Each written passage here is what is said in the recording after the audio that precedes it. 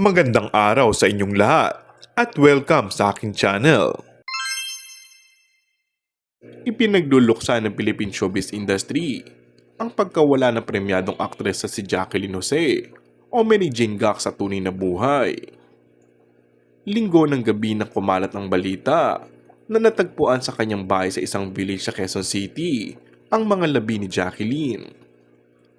Atake di umano ang dahilan ng pagpano ni Jacqueline ayon na rin sa anak niyang si Aidy Eigenman.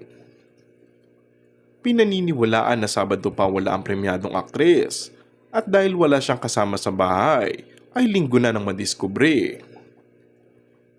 Isa ang aktor na si Coco Martin sa maraming nagulat sa nangyari sa premyadong aktres.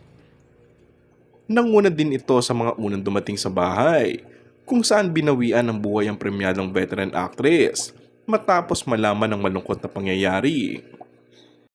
Base sa impormasyon, nakita ng ilang taong nasa scene na dumating si Coco. Parang tunay na ina ang turing ng aktor kay Jacqueline na kasama niya sa kapamilya sere na FPJ's Batang Quiapo. Namataan din si Cherry Pie Picache sa lugar at kausap si Coco at iba pang naroon sa bahay. Ayon kay Coco, nakakalungkot, nakakagulat.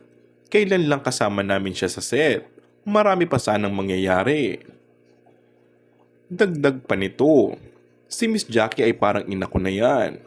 Ang una kong pelikulang kasama siya, yung Masahista. Mula noon, hindi na kami nawalan ng contact. And that's all for our today's video. Kung bago ka lang sa aking channel ay mag-subscribe at pindutin na rin ang notification bell. Maraming salamat!